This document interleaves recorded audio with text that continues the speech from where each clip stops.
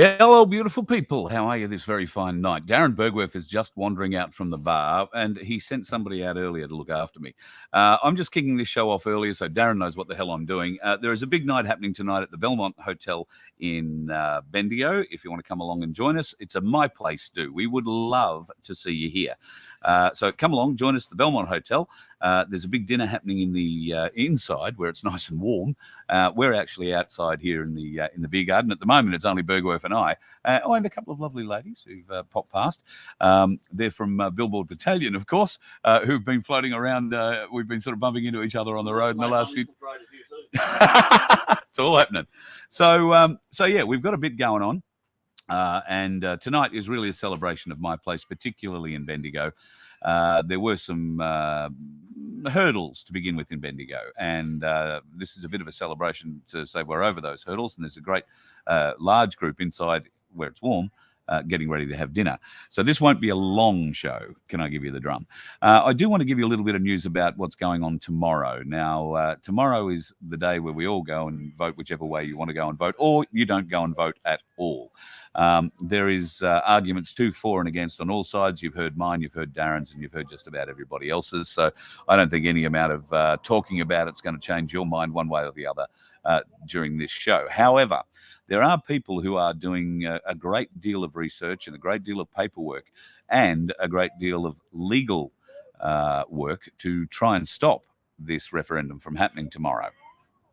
I'm associated with one of those people, and he's been on the phone to me today saying that he's submitted all his paperwork to the High Court. And the registrar today has agreed that he may well have a very good point. He just needs to present it in a different way. So they've sent all his paperwork back to him and a detailed list of the changes he needs to make to present it correctly so that a justice can sit on it and have a look.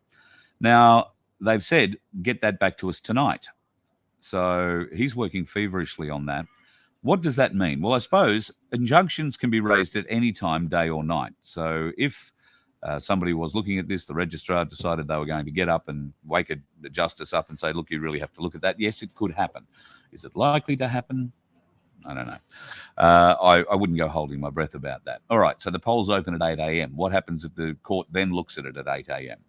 Well, I guess they can issue an injunction, and that would close the polls fairly smartly. So are they, once again, likely to do that? I would like to think they would, because it is actually the lawful thing to do. But we know that this government, and particularly the person in charge of the AEC, Tom Rogers, we're talking about you, mate. And I think your name features quite heavily in this paperwork that I'm referring to, because it's not an attack on the writ. It's not an attack on the Governor-General. It's not an attack on the parliamentary process. It's an attack on the bureaucrat running it. And that is key, because that bureaucrat has not stood up to his fiduciary obligations in that role. And it can be proved. He currently stands, according to the documentation my friend is putting forward, he stands in contempt of the Supreme Court. So this is a serious issue, and it's a deep law issue. It can't be just ignored and turned over. Although, of course, every one of these sorts of decisions can be ignored and just turned over. Depends how much you pay the appropriate person, if they're pliable that way.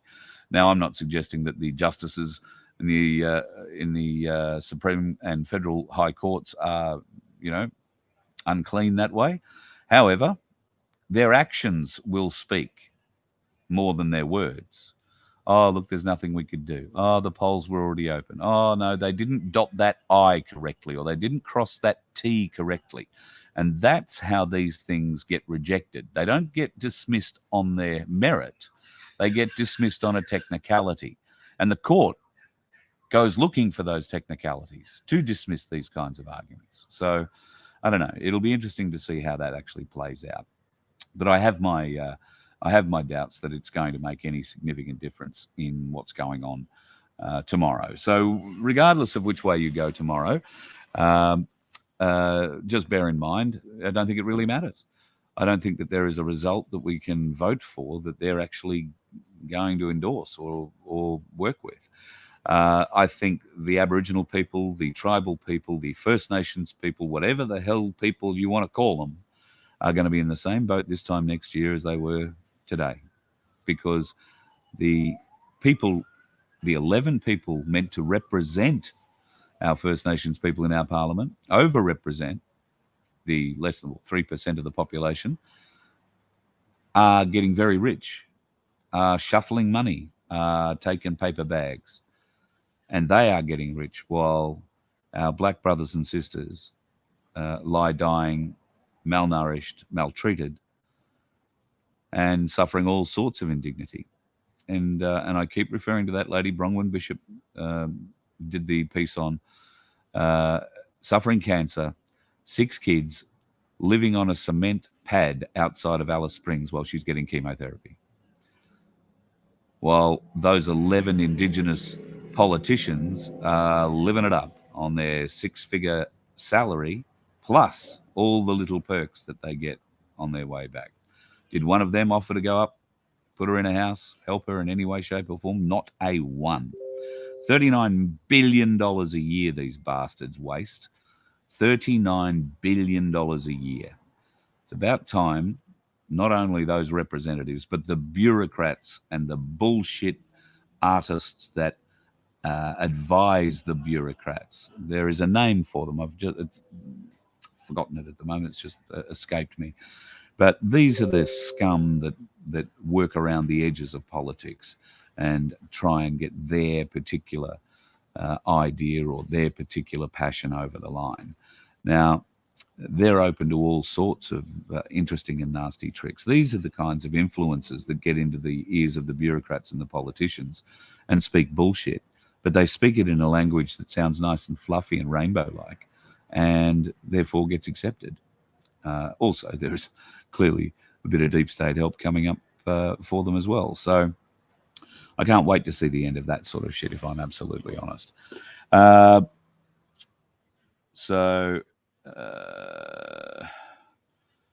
Just having a bit of a look at some news that's coming in. In fact, thanks to Mick, he's letting me know that the big 4 banks have donated over $7 million to the Yes campaign. In fact, there is a list going around, I'm sure most of you have seen it, of the Australian multinational companies that have supported the Yes campaign. And all of the big companies have thrown money at this, all of them. Why? Why are they doing that? Well, they're either being coerced or they're part of the problem. So whatever happens tomorrow, yes is not an option. Whether you vote or you don't vote, I would hope that you would know that yes is not an option. I heard that Thomas Mayo today. I was unfortunate enough to have to hit scan on the radio, and it turned up on an ABC channel. And lo and behold, this First Nations person who has no First Nations blood in him at all and is a leading proponent of the yes vote and one of these advisors to the government. He's currently travelling around off Albanese's tit, sucking on that, and had been in Adelaide this morning and was in Hobart this afternoon because they're trying desperately to get Tasmania over the line. They need 4 states to vote yes and a majority of the population. The Northern Territory and the ACT votes only count in total population, not as a state. So they need 4 states to overwhelmingly agree, and then they need the bulk of the population to agree. So that's why they're down in Tasmania. I wonder how many people were in Tasmania today thought about Truganini. I wonder if that was a topic of discussion. Truganini was the last Aboriginal in Tasmania. What happened to the Aboriginals in Tasmania? Most of them were kicked to death, beaten to death, or slaughtered when colonisation happened. I'm not saying that it was a sport. There was a war going on. They were fighting as well. However, the First Nations people were effectively exterminated from Tasmania.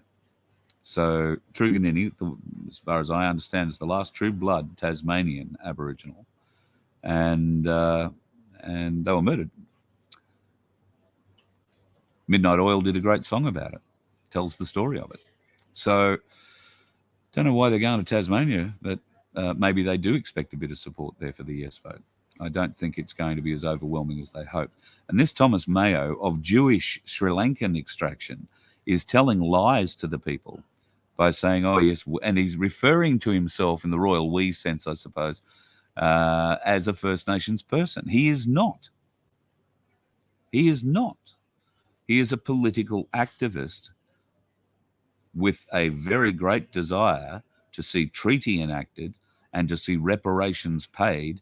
He's the one that wants to see a percentage of our gross domestic product be handed back over to First Nations people. Exactly which First Nations people, I wonder, Thomas?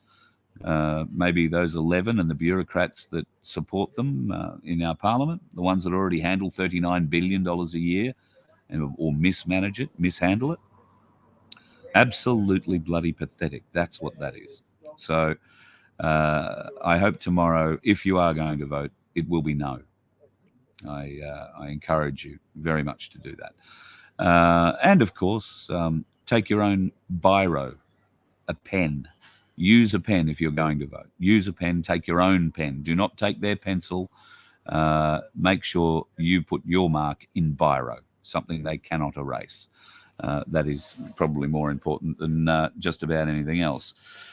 So Have Faith says Tasmania's about 80% no. Well, that'd be great. I haven't spoken to Black Sheep in a little while. He's not far out of Hobart, but I know he'd certainly be on that bandwagon too. So good to hear that if that is the case, then the Tasmanians are on the money. Graham, what have you got here? Big business needs to kowtow to equity and inclusion. It is coming from the elites in the US and Europe, and by God, aren't they giving us so much to think about at the moment with what's happening in Israel, what's happening in America. Joe Biden just bumbling around through it all. I was having a discussion last night with somebody in Echuca. Oh, I must mention a great night in Echuca last night. Thanks to everybody who came along to the Ainsley Bullion show. Michael and his team put on a great presentation with Cass Smith, of course, from Freedom Financial Solutions. A lot of people were interested in catching up and finding out the Q&A I found really interesting because there was a lot of questions that I'd never asked Cass about SMSF setups that came out in that meeting. I learned a great deal about it. If you are worried about your super or just want to get control of your wealth, then you need a self-managed super fund, and Cass and the team at FFS are the people to talk to. So if you email me, carl@vofhq.com, I will send that through to them. One of their team will be in touch with a questionnaire. If you fill that out and send it back, the process begins. And I think I said yesterday very briefly that the superannuation companies who had been dragging their feet in these payouts for some time have made an alteration to the way they're doing business. And in fact, the girls broke a new record or made a new record the other day in getting a go-to-woe SMSF set up and the gold and silver in the bank or in the person's hand in 2.5 weeks. Normally it takes sort of 5 to 8 weeks. It has been taking 4 months in some cases because the super companies just were trying to hang on. And they have a fiduciary duty once this request is made to turn the funds around within 3 weeks. They were really very slow on many people's accounts, and Cass and her team went in to fight about that and were on the brink of taking them to court, all the super companies to court, because they were dragging their feet on what people wanted. And all of a sudden that went away and they started doing the right thing, I think. So may not be exactly the way that it happened, but at least they've started to lift their game. If you want that security, don't think that, you got a couple of $100,000 in super with Oz Super or any other big super company. Don't think it's safe. If that market crashes, your money's gone, because it's all in the stock market. It's all in the stock market. Now, nobody's saying you should get it all out or you have to get it all out. You don't. You can leave some in there if you really want to. But I would be getting a percentage of whatever you have tucked away in super, diverted into a self-managed super fund that gives you control of your wealth again, and it will not be able to disappear. There are more seminars for Ainsley Bullion coming up. In fact, one in Bairnsdale on the 17th, another one a couple of weeks later in Rosebud in Victoria. And I'm aiming to get back to a series of them that will be running in Queensland throughout early November, late October, early November. I think it's the 31st in Toowoomba, a few days later up in Gympie or the Sunshine Coast, Hervey Bay, Maryborough, Rockhampton, and then back down south, I think one in Brisbane or the Gold Coast, and then down to Ballina in northern New South Wales. So if you are interested in catching up with their team, and I think Cass will be coming to a number of those events in Queensland as well. She's definitely the lady with all the answers when it comes to SMSFs, so we look forward to seeing you at those events. I'm getting a bit of an eye over here. It looks like my steak might be ready inside. Tonight's show, a little different from what we were actually, well, we didn't really know what to expect, so we've set up in the beer garden, but they've got a hell of a party going on inside. It's just a bit rude for me to try and set up and ask people who aren't part of my place to settle down and be quiet. So I'm just going to sit out here in the background and pack my gear up very quietly. Tomorrow we're off to Maryborough. Now, if you're Maryborough, where am I? Victoria, Maryborough. Yeah, I think I've said it right one way. At any rate, we're having a lunch in Maryborough tomorrow, and looking forward to seeing Bruce and Peter and the crew from my place in Maryborough. I think Darren and I are due to roll into town about 11 o'clock, but we might get in a bit earlier. Looking forward to that. And then I think Darren's heading home. He's been on the road a little while and needs to get back and do a bit of work. And I'm heading west. We'll be heading for Horsham. I might even try and call into a couple of places that I've spent a bit of time in my life. A little place called Rapanyup, which is on the Silo Trail, the Silo Art Trail, if you've been on that. I basically, my first 10 years were in Rupp, so I'd like to go back and have a bit of a look there. And today, we had a brilliant experience, Darren and I. We left Echuca, and Darren was actually looking at some land for My Place Solutions up there, and was speaking to a local and found out about a little town called Lockington. Now, Lockington's 25 minutes from Echuca. It's just a little country town, beautiful place. And the Lockington community was so upset when their pub closed and nobody was buying it to reopen it, that they banded together and started a community operation to buy the pub. So it is now a wholly community-run operation, which is spectacular in and of itself. I think there are 105 shareholders in a town that on the population signage as you drive in says 370. There might be 400 now, she said. But there are over 100 in local investors who tipped money into this to keep it going. They've refurbed it. I've taken some video and whatnot, which I will put together over the coming days when I've got a little bit of time, just so we can show you what it's like. Now, Rapanyup is in exactly the same basket.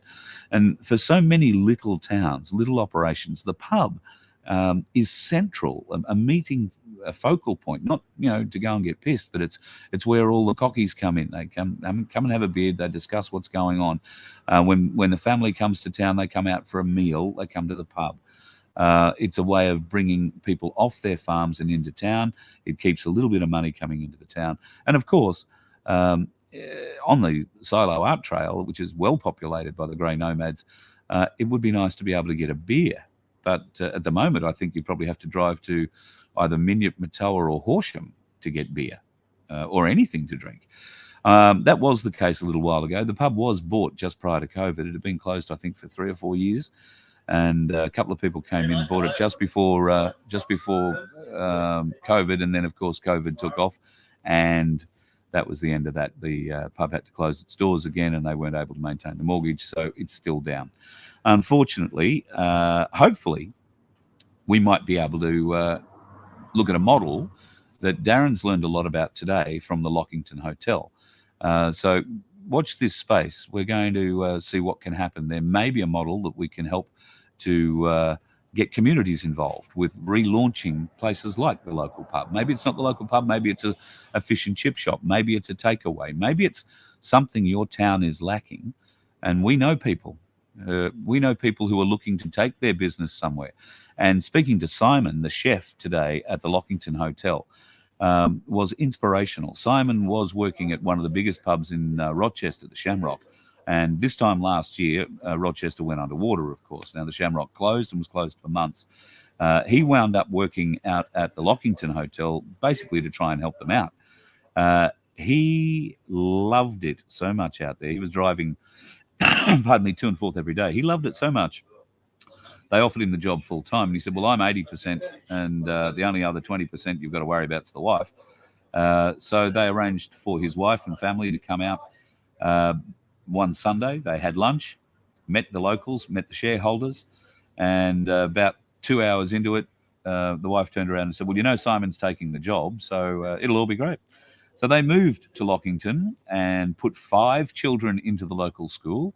And now the Lockington Hotel, the Lockington Community Pub, it's called Our Pub, is a foodie destination. And I can tell you the food is magnificent. So they were telling us today, they have people coming from Melbourne. They have people coming from New South Wales, Echuca, Bendigo, Ballarat, all over, every day, coming in for lunch. And we were there before they opened today, and they invited us in. We had a coffee and a good chat before they opened the doors. We stayed around for lunch, and we watched that lunch trade go. Yeah, it's a great little stop. So if you happen to be in the northern parts of Victoria, around Echuca, around Rochester, around Bendigo, and you're looking for a great place to go and have a feed, the Lockington Community Hotel, Our Pub it's called, beautiful little town, and they are looking for someone who wants to open a takeaway business. I can tell you that there is a huge opportunity for even a food van out there. I think you would do a roaring trade. But they're very keen to get some kind of takeaway business back in the town as well. And who knows, there might be a community model to be involved with that too. This community model is something we all really need to look at. If you're a struggling small town and you need a business to come in, then what Darren's putting together with My Place and the people in the Gold Coast with the Unity Hub and of course the classifieds, the classified sections where businesses are helping people. This is just going to grow. So we want you to be part of it, folks. It's important that you understand what it's all about, and it won't really matter which way the vote goes tomorrow, because My Place is moving toward a self-sufficient model where food security, biosecurity will be looked after by ourselves, and we won't have to worry about the imposition of others' thoughts. So get into a My Place if you're not already part of it. Come and find us tomorrow in Maryborough. There's a great crew down there, Bruce and Peter looking after them there. I've met Jody tonight, who's taken over the Bendigo group, and looking forward to going in and meeting more of them shortly. And then Horsham, I know that there is a My Place group there, but I'm going to be coming through, so I think it's probably on a Sunday. So it's probably a bit much to try and catch up. I know you'll have things to do, but I might stay the night somewhere floating around town. So if you happen to see the bus, give us a yell, say hi. We're on our way to Adelaide, going to Mannum first and seeing Vince. We'll be looking forward to doing a show there. I think it's Tuesday night in Mannum, and I'll do a couple of lives from beside the Murray between now and then. I'm going to cut up a lot of the video that I've filmed over the last couple of days and bring that to you too. If you are out to vote tomorrow, be safe in the crowds. There's going to be a lot of idiots floating around doing all sorts of stupid things. And like I say, if you are going to vote, or you're going to vote whichever way you're going to vote, if you are going to vote. If you're not going to vote, stand out the other side and just say, not for me. There'll be a few of us who are going to be doing that. But it's up to you. We'll also hope that my friend's legal case comes through, and that might stop it for us all. And if it does, it will stop it on a very interesting point, a legal point that we will need to look deeper into in the not too distant future. We will do another quick live tomorrow from Maryborough with the group over lunch. So stick around or come back for that. And there's a couple of interesting places that I'm going to be going through. I'll take the GoPro, hopefully, if I've got time and daylight, to do some filming. There are some very interesting rocks I'd like to show you. And I remember the story as a kid. I used to drive past them a lot. But some very interesting rocks that I want to go and film and tell you the story of. And the story meant nothing to me as a kid. But as I've got older, it's become much, much much more significant.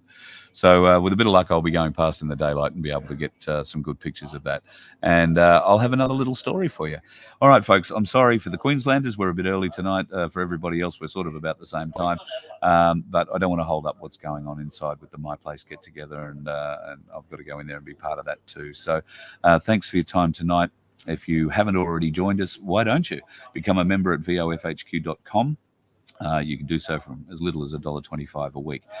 We have had some challenges on the road. Fuel, well, that's always going to be a challenge, and that's part of the reason we're going to Adelaide. We're going to get the hydrogen unit fitted that Tim Dwyer has designed. Now, if you're a Voice of Freedom member and you're interested in getting fuel savings on your diesel, particularly very good for that, LPG or petrol, then we can help you out. Tim's doing a deal for Voice of Freedom people. If you want to get this unit fitted to your vehicle, it's, I think, just over $3,000, which is a significant saving from the normal price. He's just doing that for Voice of Freedom folks. So, look, if you do a lot of driving or if you use a lot of diesel, you want this.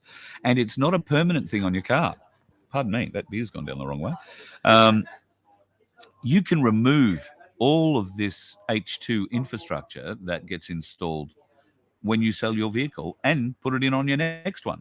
So it's not a donation to the next owner. This H2 system goes with you. It is fully transferable. So that $3,000+ investment is yours for life. And the installation process is not difficult.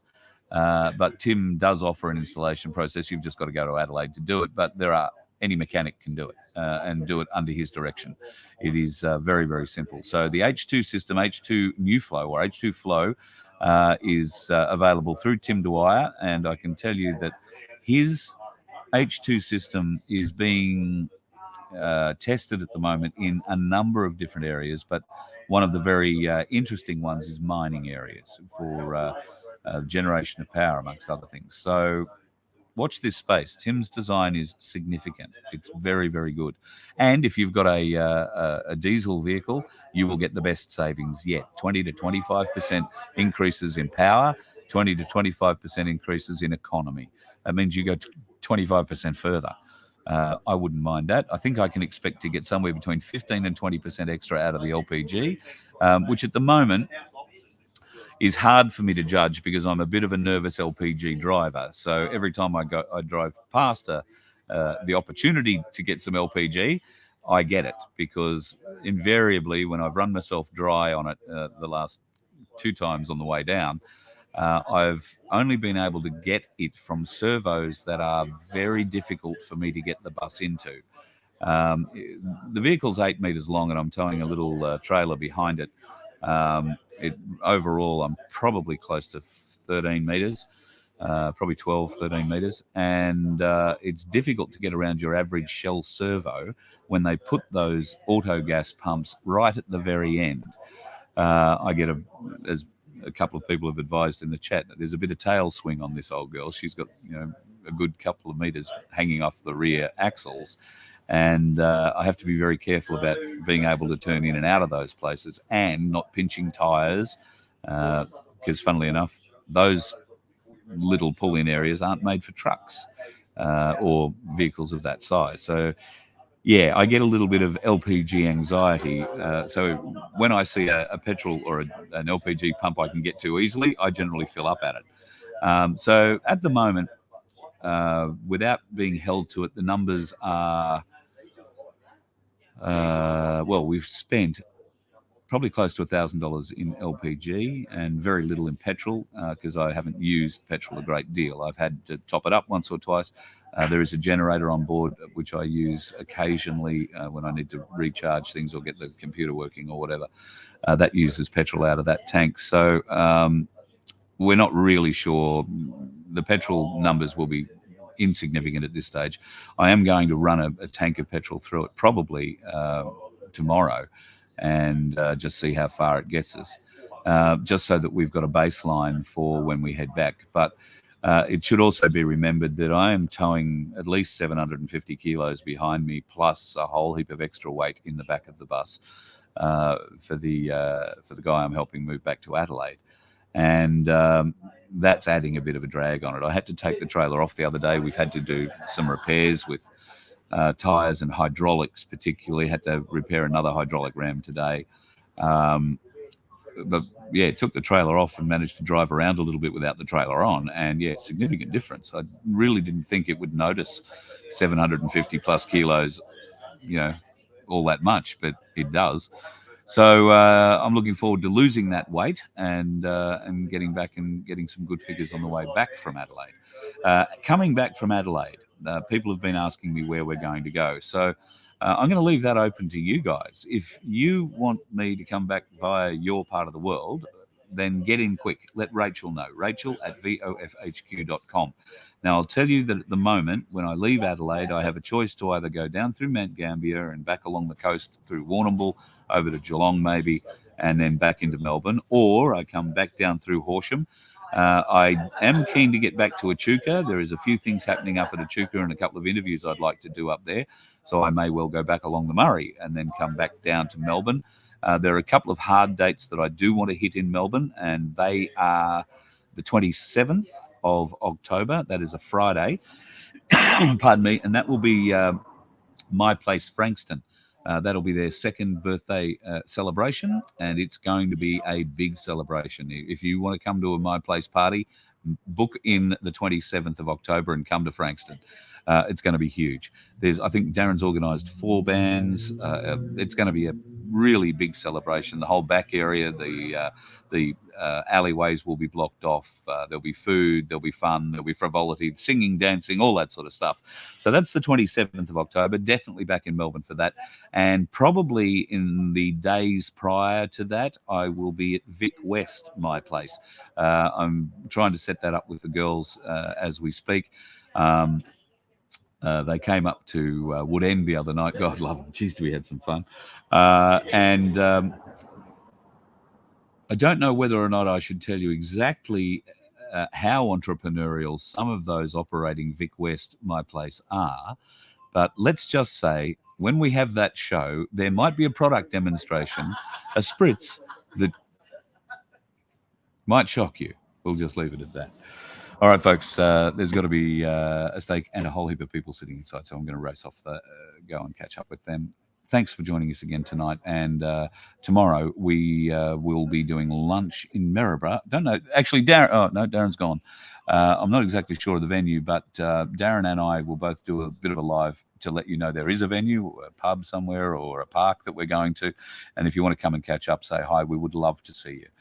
Learn a little bit more about My Place, learn a bit about the Voice of Freedom, maybe learn a bit about the Freedom Broadcasting Network and how you can be part of it. We'd love you to be part of it because we want to help advertise your business. We want to bring business to you.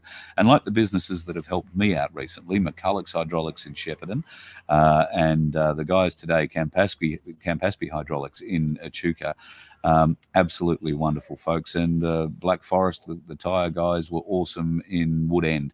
I am very happy to help you promote your business anywhere, anytime. So all you need to do is get in touch. So email me, I guess, carl@vofhq.com, and we'll go from there. Speak to you tomorrow, folks, and don't forget, be safe on the road, stay away from the dickheads. You let one ant stand up to us, then they all might stand up.